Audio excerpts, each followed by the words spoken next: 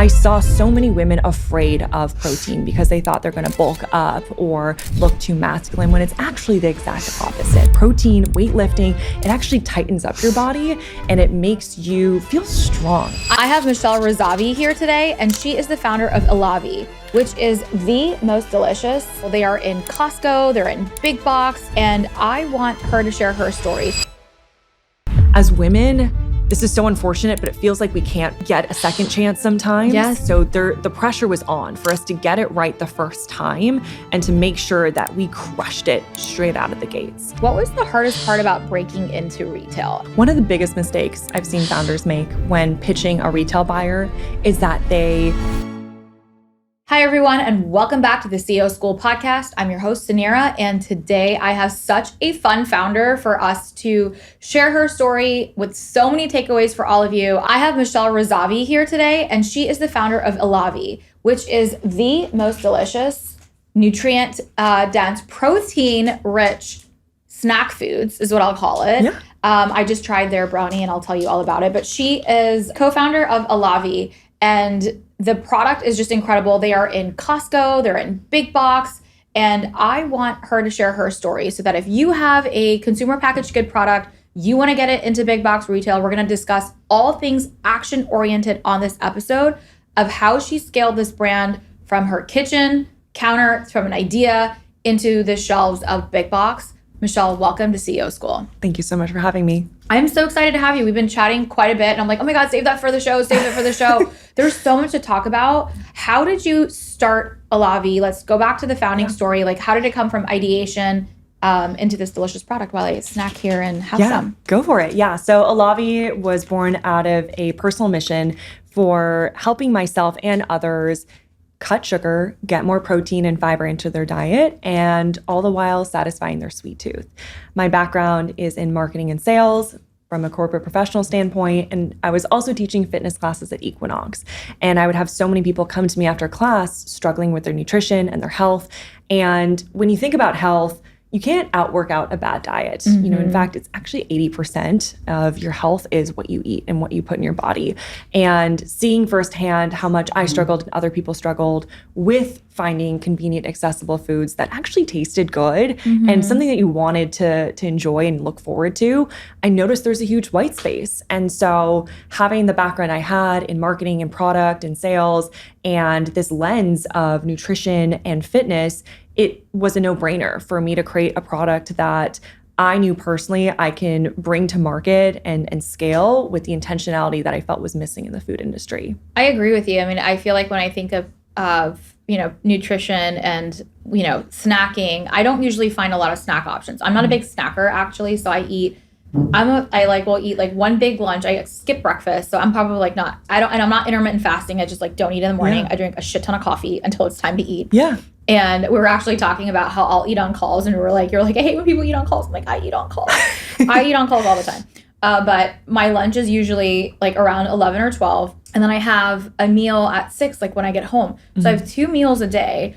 And recently, over the last year, I've been, starting to focus on weightlifting and building muscle and protein. Yes. Okay, so that's the big word of I do want to get my protein intake up because then I'm not eating if I'm not eating enough protein, and then I'm not building muscle, and then or I'm then snacking or I'm eating other foods because I don't have enough protein.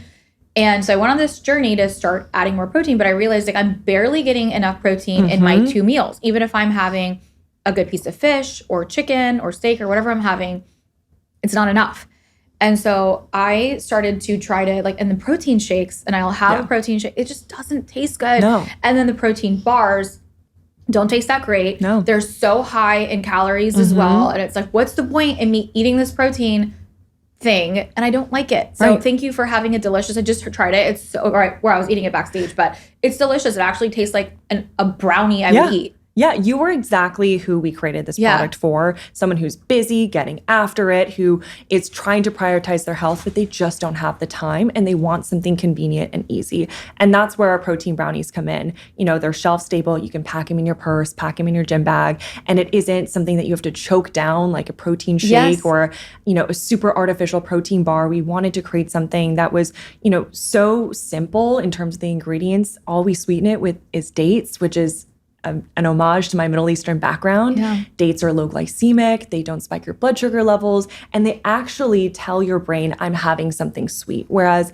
a lot of protein snacks in the market, they'll have artificial sweeteners and preservatives, and they trick your brain into thinking that it's not getting that hit of sweetness that it's ultimately craving. And so instead of trying to fight our cravings, why don't we satisfy it in a very delicious, you know, natural way so that we can truly feel good and energized and empowered to go on with our day. And protein, it's so important for women. I feel like historically it's been this like muscle bro kind of gym culture kind of product. And having been in fitness and working in gyms for a good majority of my life, I saw so many women afraid of protein because they thought they're going to bulk up or look too masculine, when it's actually the exact opposite. Protein, weightlifting, it actually tightens up your body and it makes you feel strong. And I think women should feel empowered to feel strong, to put their own luggage in the overhead compartment and carry their own groceries. And that empowerment comes with muscle, and building muscle comes with taking in more protein. And when we can make that easy and delicious and fun and nostalgic, you know, that's what we're here to do. And protein, yes, it helps with muscle, but it also helps with your hair, skin, and nails. It also helps with your metabolism, with your hormones. And I think it's such an exciting time right now that women are finally excited to take in more protein and are seeking alternative methods. And that's what we're excited to do. I love it. What are the other lines in your product suite? Yeah, so we have a dessert cashew butter line, and they come in fun colors, like a blue one that's naturally colored with blue spirulina, so there's no artificial dyes. And our whole mission is to recreate all the fun snacks we grew up with in the 90s that had artificial colors and refined sugars and just all this crap that would make us feel very sick, and reinvent them in a way with, you know, we use cashew butter instead of dairy. We use, you know, real chocolate instead of artificial chocolate. We have this cookie butter line that's like a healthier take on a Biscoff cookie butter, and it's like cinnamon and ginger and nutmeg and real spices.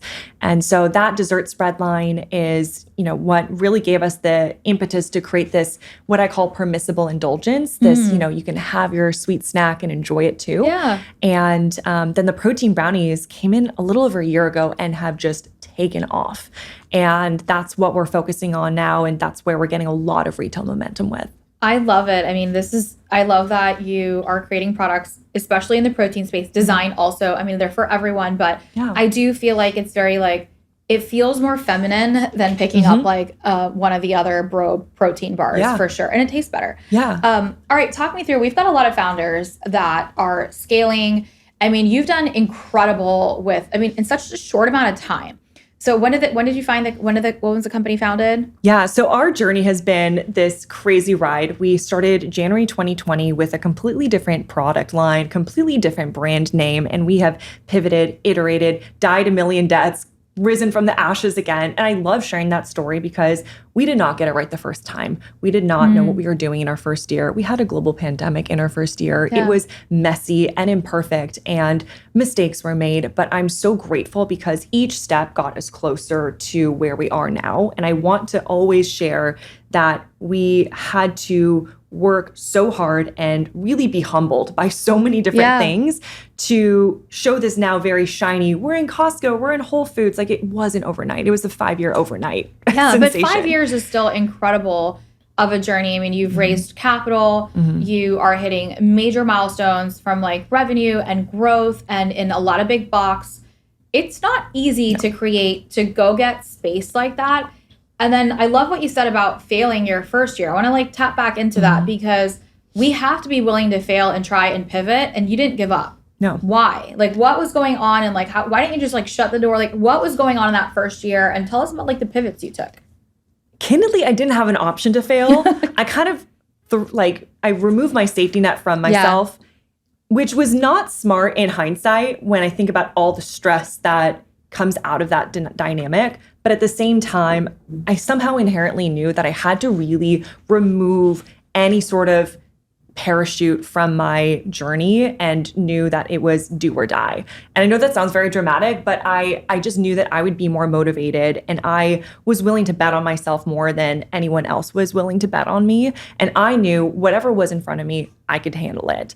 And in that first year, imagine dealing with a global pandemic, with supply chain issues, with just so much uncertainty about the market. We had a product line that's now discontinued, but that people didn't want at the time just because everyone was in a totally different mental state. I'm only picking on that a little bit because I think that we are not willing to look the failures and and to say, no, we just have to pivot. You were listening to your customer. There's two types of where I see as women that we can take the direction. So one, we see failure and then we're a total mess and this isn't going to work and that's it.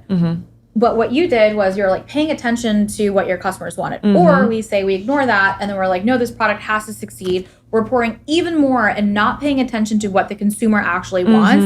And then we end up with a busted product, or the company goes out because we're not actually paying attention to where the dollars are coming from. Right.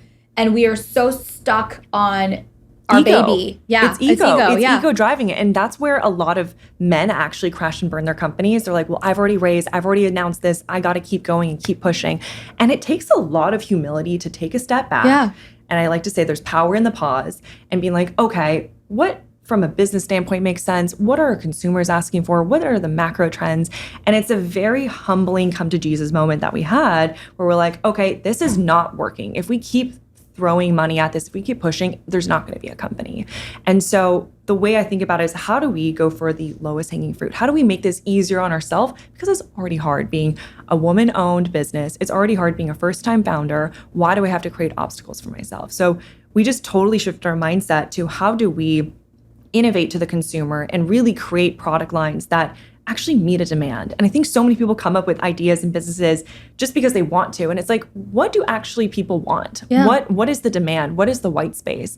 And when you take it away from the emotionality and focus more on, I'm creating an entity, that's where you really start to move things into a direction where you see momentum. And how did you come up with the second iteration of the product? So walk me through that journey, and then how the second product was created, and then the next few steps on getting into big box, because creating a CPG product is not easy. Most businesses, 50% of businesses that I see that are started by women are service oriented, which is awesome. And we're starting businesses as well, but creating products to market is also a gap, I think. And then getting that product into shelves is such a huge, it's so difficult to do. I sit on a lot of boards. And I kind of come in at this second stage. I missed the 0 to 10 million part. And it's a big journey to get to that point. And so I want to ask you, what were those next few steps so that our founders can take some notes? Well, first and foremost, when you're building anything in this day and age, building a digital community is table stakes. And I say that because we live in a social world where people are tired of the really curated Instagram picture perfect. People want to see the messy.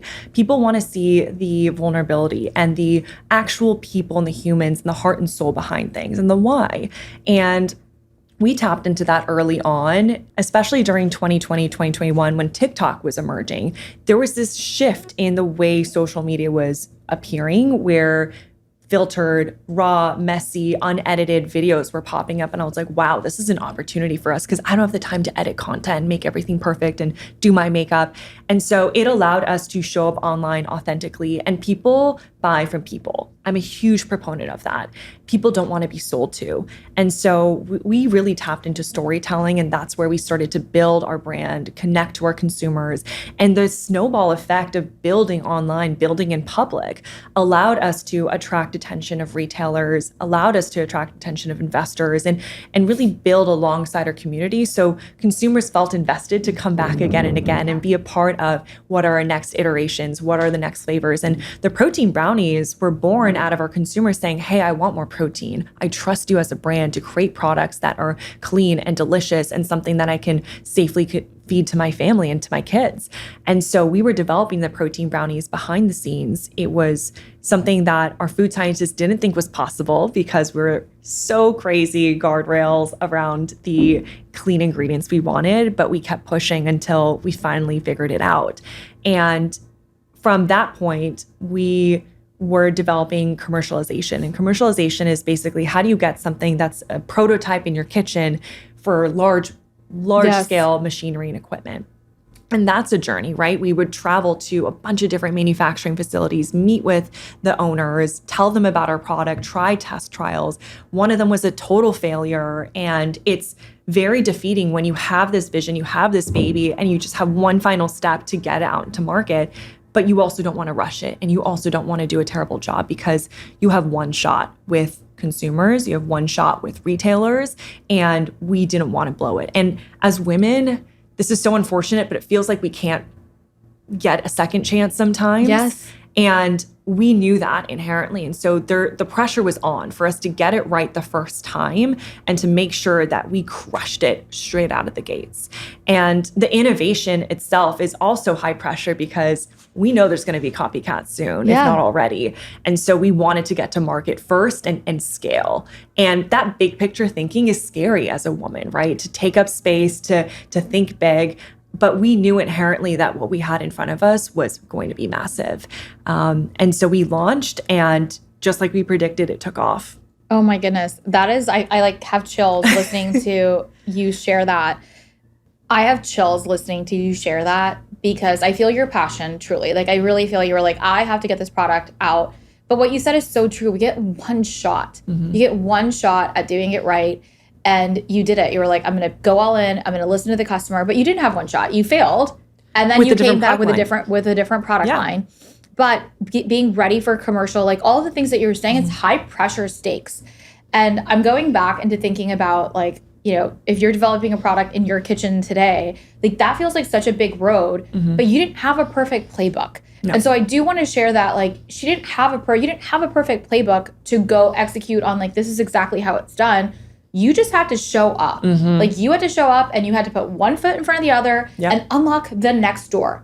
Half the battle of entrepreneurship, I feel, is like this mindset battle between what's here and what's there. And we're so stuck on the end point versus just what's the next, like, how do we go from A to B? We don't need to go from A to Z. What's the next step? So you're like, okay, I developed the product.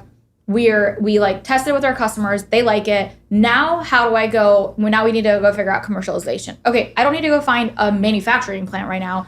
I need to go talk to people to go to step B and then go to step C. And so that, I think, is such an important part that I love about your journey. And I think we like skip that portion of it. That's what those 5 years were. That's what that building portion is. But I do feel that that pressure that you were sharing as a female founder, that like we don't get those second chances. Like, men can fail publicly all the time. All the time. They're like, they can blow investor money. They can they can be like, oh, it didn't work out. Here's my next company, get funded again. The stakes are not the same for us. No. And I think I would be remiss if I didn't share that, because yes, I think it's so okay and acceptable for women to fail. And I don't even like that word fail. I would say create learning moments. And everything is data. You know, if something didn't work out, okay, at least I learned something. I have a data point to then iterate and pivot to the next. And with that, you know, we put so much pressure on ourselves as women, and part of that's societal, part of that's cultural programming. And I love sharing stories like these because, yes, there is pressure, and I do want to share that this is what's going on in the back of my brain. But at the same time, you know, we still, whatever happened, we're going to figure it out. And I think that mindset. That's resiliency. Exactly. And you have to have that. Like, this is not for the faint of heart. Like, this is not, entrepreneurship is not for the faint of heart. No. It is not. I think we just see the sexy glam side of it. It is real work, and all of us are working just as hard. And what you said about innovation and competitors, I say that all the time. Like, if you are not innovating and coming, like, if you cannot get comfortable, even at the top, because someone is about to eat your lunch or your snack, right? Like, someone is literally about to eat your lunch. You have to stay ahead. I want to come back to something that you were talking about, which is building community and utilizing social. And it is now it's table stakes. Yeah. Like you have to have social media, you have to build a community. You were talking about social media as a currency. Can we click on that a little bit? Because I do think that the game has changed. I think it changed in 2020, and I think it's only it's like double downing in 2025. 100%. And the reason I'm so bullish on social media and why I feel like it's a currency is because that's how people can directly understand who you are, what you're about, what you stand for. And on one side, it could feel very intimidating, but on the other side, if we flip that script, how empowering that for the first time, we can own our own narrative for our company, for ourselves, for our brands. And previously, we've had to pay PR agents, we've had to beg journalists, we would have to have other people tell our story. And they'd never get it right. Exactly. Yeah. And you're like, oh, I don't really like that. But what a great time when it's like, it's so democratized. You can get a mic, you can get your own, selfie ring light, and you can really just tell your story the way you want to in the most authentic way. And typically the content that performs the best is the more messy, raw, unfiltered, no makeup kind of content anyways. When I look at our data and when I look at our stats and our metrics, it's the very like in the moment, quickly running from one thing to the next. Let's just quickly pull out a camera that pops off. And, it's a way for your consumers to understand you and to connect with you. And I think people want to connect more than ever. And it's a way for investors to check you out and see, okay, is this brand, is this founder connecting with community? Because that's ultimately what's going to build a brand. We can't just keep throwing money at meta ads. We can't just keep throwing money into sales. People want to feel something when they connect with a brand. And the best way to bridge that connection is online in a large scale format. And retail buyers, for sure, retail buyers, I know all the retail buyers like stalk us and follow us on Instagram. They want to see, how are you going to build a brand? How are you going to attract consumers? Yeah, like that's what they're looking for now. Like they're like, here's the product. Let's go look at her social and see if she can go do this herself. Because they don't want to spend the money on marketing your product. And they want to see, can this brand bring net new customers to my store? And that is what they're looking for now because they are very awake Social and aware. is the new currency. Yeah. It is 100% the new currency. Yeah. And then it's also hard, okay? Because I didn't go to business school. I didn't go to CEO school. But I did not sign up for social media. We did not sign up to be content creators as founders. But on one hand, you can fight it and you can be annoyed by it.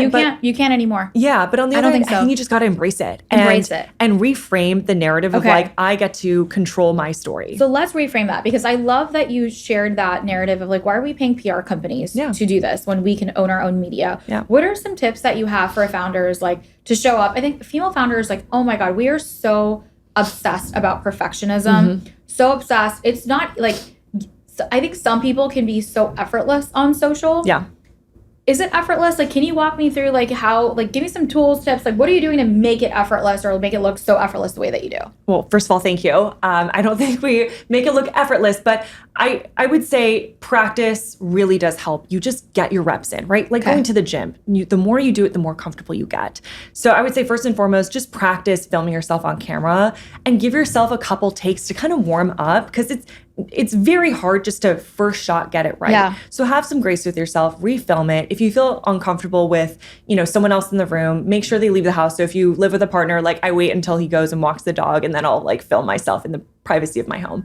I also practice talking to the mirror. Sometimes I'll rehearse what I'm going to say. So kind of just getting the words out and a little bit of like the awkwardness out. And then just give yourself the opportunity to go again. So let's say you stumble over a word or you say something too quick, just keep going. And then you can always edit things out. Not everything is live. Have to get it done on the first shot. Yeah. And so that's also something that kind of helps, at least for me, alleviate some of that pressure. Yeah. Like, I can always retake. I can always edit the shot. And what are the styles of content that you're sharing as a product-based company? So we do a couple different things. Yeah. One, we do, showing our product, how to use it, educating our consumers for use cases. Another kind is UGC, which is fantastic because user-generated content. User-generated content is a fantastic way to let other people tell your story, to build trust, to not have it just be me talking about the product. And then lastly, founder-forward content. It does so well. A lot of our ads are me in it because, like I said, people want to buy from people. People want to see who is the face behind the brand. Why does this brand exist? And a great hack that I have is you can do a response to a comment from somebody commenting on your video, Yeah. and then create a video of you talking to the camera and then show your product a couple seconds in. So you kind of hit three things. Is one, you bring in the testimonial piece that people want to see someone saying, I love these protein brownies so much, I buy them at my Costco. Then you incorporate showing a face. Within the first 3 seconds, the algorithm bumps any faces higher in content than any other type. And then third, you want to show what the product is. So I'll unwrap it, open it up, let people see the texture. And that 3-point hit is what always crushes on social. That was so good. Okay, I definitely love that. And I love the power back and just making it raw. Like, just do the thing, show up. Do you post every day? Like, what's like the sequence? Like, you're like, every day I'm going to post a piece of content. That's what I try to do now. Well, I do batch content. So, oh, you do? Okay. So if I am having a good hair day or if my skin is looking really great or they're just really great lighting, I will go and film a bunch of different things and I'll change my outfits too. Really? Okay. Yeah, because it's such a huge shift in your brain. And while I'm in the mode, why not just crank out a bunch of content? Because that's what the professionals do. They don't film a piece of content every single day. And as entrepreneurs, you're doing a million things. The context switching is just candidly not smart for your brain. So one day a week, you batch your content is kind of how you do it. And how much time? So I'm going to go, I'm like asking a lot of questions for us, but we need to know. I mean, honestly, I try not to force the creative process. Okay. If you kind of connect with a lot of creators or creatives, you know, I've learned that you can't force things. So I kind of let things come to me when I'm in the shower, walking my dog. When I'm not in a work operational mode, ideas will flow to me. And I have a notes app in my phone and I'll write down different ideas, text overlays, concepts. I'll bookmark things on TikTok that I'd like to recreate with my own flavor. And then when I do have my one content day, that's when I'll kind of just go through everything and knock them out. I love this. Reminder, social is our currency. So it's here. One of the questions that I wanted to ask you was, what was the hardest part about breaking into retail? And some of the myths and like, I sit on a few boards of consumer packaged goods companies. We're in lots of big box retailers. And I've learned so much about inventory, purchase orders. Like, there's a lot on the other side getting into big box. Can you share some of the best learnings for our founders? Yeah. One of the biggest mistakes I've seen founders make when pitching a retail buyer is that they share their whole life story, how much it means to them to be in this retailer, how this is their grandma's recipe, and they just dump this whole essay onto a retail buyer that is inundated with emails. They're so busy, they can't even have the time to read everything. And it's more about why this is important to you. And that's completely the wrong narrative. It should be, here's the value that I'm going to drive to you. Here's the sales that I'm going to drive. Here's the gap in your set that I'm going to fill. And you need to make it so undeniably clear why you should be there. And I think it's just really thinking about the value you're going to provide to them and less about them taking a chance on you.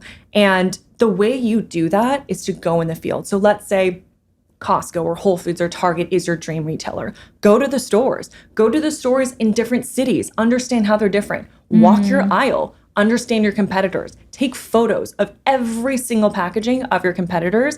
Look at the price points. Who's priced the highest? Who's priced the lowest? And get so obsessive over every single detail and notice, what are the flavors? What are the flavors that are doing well? What are not doing well? What are the gaps in the flavor set? And get like CIA obsessive, like you would stalk a guy in social media obsessive, to the point where you know the set forwards and backwards. And so when you're having that conversation with the retail buyer, that's how you wow them. And you say, I know, here's your gaps. Here's how I'm going to fill them. And here's the value I'm going to provide. And they're going to be so blown away. Damn, that's so good. Yeah. That because no one else does this. No. And why not? And it's just free. It's just a little bit of extra work. And I think people just index into sharing their life story. No one gives a shit. No one cares. I'm sorry. No, we're not that important. No. And it's like really like, think about the buyer. They have numbers to hit. They want to impress their boss. They want to bring in the sexy new item that's also going to sell. So make it easier for them. And so I 100% believe that shifting the mindset of serving the other person and making their jobs easier is the way to go. I love this so much. This is so good. You know, at Worth, this is my second fintech. We have a team, it's called the CIA, and it's Competitive Intelligence Agency. And so we meet every 2 weeks, and there's like an owner, there's a product, like there's literally a lead, and we like shop our competitors' products, like, and we're an enterprise software, which is very difficult to get competitive intelligence on unless you're an actual buyer of the product, and we're selling to like really, really large financial institutions. And man, do we like find a way to learn about product sets, feature sets, what's missing. And we meet on this every 2 weeks to stay ahead. And it's like a whole team. It's like a team that I've designated from one member of each of the team, and we call ourselves the CIA with like a logo. It's like a really fun meeting. Yeah. It's you have to get into the field. You have to get your hands dirty. And I think that's the mistake that I see a lot of entrepreneurs make. You know, and another thing I want to point out on that, the CIA isn't so that you can stalk your competitors and be like, oh, they have this. Right. You're doing it so that you can go to your customer and serve them better. Yeah. And to say, how do I get into the, like, what does Costco want? What does this retailer want? What does Target want? Yeah. You're fishing for gaps. And another way to do this in an online format is go to the Amazon reviews of your competitors and look at what people are complaining about the most. And can you solve for that? So it's, again, not trying to compare yourself to your competitors and be in the lack mindset, but get ideas on how you can make sure that you're creating something that's truly solving a problem. I think that is such good advice. This is so good. I'm like enjoying this so much. You're so awesome. Okay, and then what were some of the myths? Like now you got into the retailers, you got into it. What are some like things that CPG companies need to watch out for? Well, the biggest myth is that your job is done once you get on shelves because that's when things are just getting started. Okay, tell us more. So the hardest part is actually getting off the shelves. You want to invest in your sell-through. And what I mean by that is, great, you're on the shelves of Costco, Whole Foods, whatever. Now you have to prove to that buyer that you can move the products off the shelf and sell. And so what many people don't realize is just how expensive it is to be in retail. You see a lot of brands go out of business because they don't think about how important it is to raise capital. They don't think about the cash flow, especially when there's distributors involved. Sometimes you're not getting paid until 60 days after the purchase order, sometimes longer.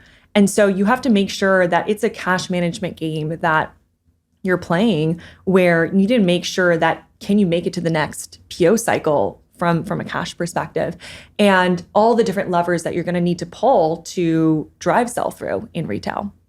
I mean, it's a lot. It's you're conquering it. You're doing it. Who is on that side? Like, how did you? And let's talk about capital because you didn't start like you didn't have capital. You scale this company. Walk me through your fundraising journey and how from idea to seed to now. I know you've got some exciting stuff happening on your A. But walk us through a little bit on that fundraising journey. Less than 2% of venture capital is still going to female-founded brands. It's crazy. When we started the show 5 years ago, that was a stat. When I started in fintech 10 years ago, that was a stat. And I feel like we're making progress, and there's some progress being made, but the statistics are not changing as like they're not. No, and it's even less for women of color. I want to add. Oh, of course. Yeah.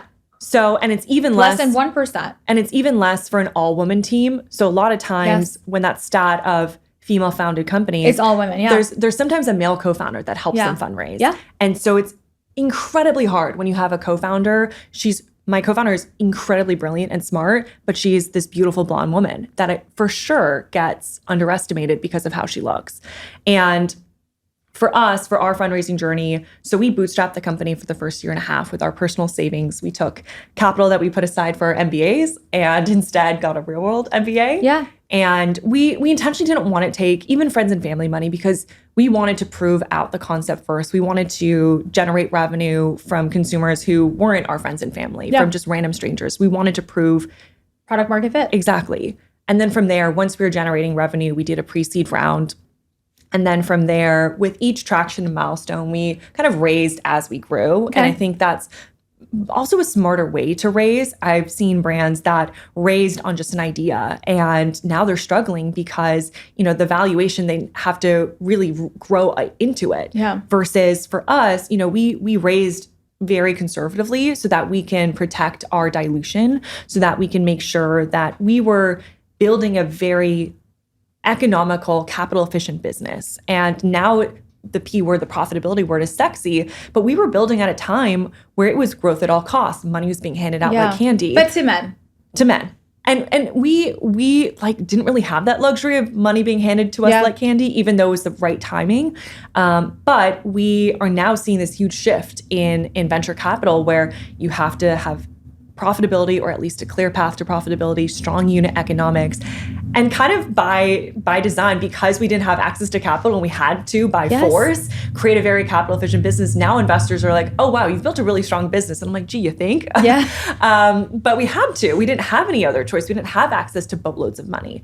And so it ended up being a very painful blessing in disguise to not have access to a lot of capital, while we didn't have the comfort of venture capital and salaries like most operators. And we bled a lot personally to finance the company through funding droughts, inflation, a lot of economic crises. We emerged the better for it, and more disciplined founders that are in our P&Ls constantly. And now that we have this very exciting traction, all these retail buyers, knocking on our doors, it makes the conversations a lot easier with investors, and it allows us to fundraise from a position of power and not from a scarcity or fear raising. We're able to come in with a very compelling story of, here's what we've done, here's exactly the amount of capital we need, and here's how we're going to transmute it into incredible growth. And that's really what investors want to hear. I love it. That was actually like a full masterclass on raising capital. You did it so eloquently. It's so true. Build the right business. Like, that's the first thing. Like what you talked about with unit economics, your margins, capital efficiency. I think a lot of the times we have this sexy idea of investors, and they're just going to come in and here's money and then we can go grow our business. Build the right business first, because even if that does happen, like even if you do get the capital, you can burn through that capital and not be efficient with it and actually not end up growing a profitable, scalable business. What you did was right. You were like, I'm going to be in a position of power. That is also so important when you want to go ask for capital. When you don't get capital is when you need it. If you need capital, you're not getting it. Right. But if you don't need capital and you're building an incredible business, investors want those businesses. They want businesses that are not seeking capital right now. They want to invest in companies that are growing fast, they're capital efficient, or like, well, why would I need you? Oh, well, we can offer all this strategic expertise and scale. Let them pitch you. Yes, and they're pitching us. Yeah. And that is something that I feel like I've always tried to be. I always want to be in a position of strength. Okay, so like my entire life, I've always been the underdog. It's always been my story. And I'm like, I want to fucking be the one that you should be pitching me. And the first few years like of building my company, when I did need capital, I did need capital to scale a fintech and a software.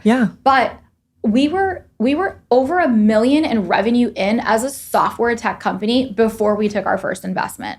And we were supporting our customers, listening to our customers, getting SaaS revenue before we had capital. And then when it was time to raise capital, it still wasn't easy. Right. But I was still in the best position. They couldn't say no because I had a damn good business. Exactly. So even if they didn't believe in me, even if it wasn't like the perfect narrative for them, my business story, my financial story was speaking for itself. Exactly. And so we have to build businesses that are scalable in that way. We're not viewing businesses as women in this economic model. That's something I'm really trying to shift for our philosophy. And whether you are listening to this and you are a consumer packaged goods company, or even if you're a service-based entrepreneur, margins, profitability, and cash flow, like these are things we have to get comfortable around. I'm so exhausted from the narrative that I'm just not good with numbers, or I need somebody else to do that. Then this is not for you. Like, we want to play the game. Like, we have to know how to ask the questions. You don't need to be the expert in everything. And I think that's a myth. Or like, oh, if I'm not the expert, then someone else needs to do it. Right. As CEO, you need to be able to ask the right questions and have enough financial acumen. And we have to invest the time to learn and do it. Like, we can learn how to do so many things. Why can't we just take a little bit of time to actually say, no, I do have to understand these models. I do need to understand unit economics. These things should not scare me. I have to have this expertise and this knowledge so that I can build a company on my terms, and not have other people tell me how to dictate my financial model. And can I give some permission to the audience? You are not dumb for asking questions. It is your job to understand every single detail. If you're asking questions, you're doing your job as a CEO. So if something, you don't understand it, ask a question. No one's going to think you're dumb. If anything, they're going to want to provide value, and they're going to want to see that you are getting into the weeds with them. And so that was a huge unlock from one of my earlier bosses. She was the president of a company. And she's like, never feel stupid asking a question. It is your job to understand every single thing. And that totally took away any of my fear of asking questions, of appearing dumb, because it's actually an unlock and it's a hack to get closer to your business and to show people that you actually care. And it holds them accountable to make sure that they're not sweeping things under the rug or hiding things from you because you're watching things and you're asking those questions. Oh, I agree with this. And yes, we're always giving permission because we need that permission. We don't need it, but in our minds, we need it. Yeah. Your story is incredible. What is next for Elavi? Yeah, I mean, so we're in a really exciting growth stage right now that I'm just so happy to finally like soak it in and enjoy it. And where we are at as a company, we're hiring. So that's really exciting for me to step into that next stage as a leader, to manage a team, because I was doing literally everything. And that's a huge level up for myself. Yeah, we didn't even talk about that. Like the team, like you have to do it all yourself. How big is your team right now? Right now, it's my co-founder and I are full-time, and we're just bringing on our first full-time hire. We have all contractors and agencies. And you did all of this with 2 people? Like, look at that. Yeah. That is very capital efficient with the revenues. Yeah. And I'm a firm believer that now, more than ever, is the time to create efficient is the time to create especially capital. Through AI. Yeah, with AI, so many tools. With AI, with agencies, with contractors, with people working remotely, now is the time to create very capital efficient, nimble businesses. And I think if the sooner you get into that mindset that you don't have to have this massive team, the faster and more agile you are. And that's really how we think about it. So yeah, I'm just excited for the growth. We have some big retailers entering the picture that I can't announce just yet. But we're going to be in a lot more stores in the next 6 to 9 months. Well, we're really excited. We're going to link everything in the show notes so we can purchase the product. We can follow you along. But before we close up, I'd love to do a little rapid fire and just share a little bit about you for our audience. All right. So inbox 0 or chaos queen? Ideally inbox 0, but right now I'm chaos queen. Okay. Honest answer. Okay. Slack, text, or voice note? Voice note. Yes. We're all voice notes. And you can do voice notes on Slack. Yes. I know. My team is aware. My co-founder hates them, but I love voice notes. Well, there's transcriptions for them. That's, so I'm like, you get a little bit of both. You get both. What is the current book on your nightstand? Let Them Theory by Mel Robbins. Oh, that was so good. Really good. Such a good Come book. back to it again. Your coffee order? When it's hot out, I will do an iced cold brew. When it's warm out, I'll do a latte with a little bit of almond milk. And what is one piece of advice that you can give young Michelle? What does she need to hear? Everything has a way of working out as it should. So give yourself some space, allow yourself to enjoy the moment, and you can figure out anything that is thrown at you. I love that. Congratulations on everything with Elavi. I'm so excited to follow your success. You're incredible. Go follow Michelle. Go buy the product. It's delicious.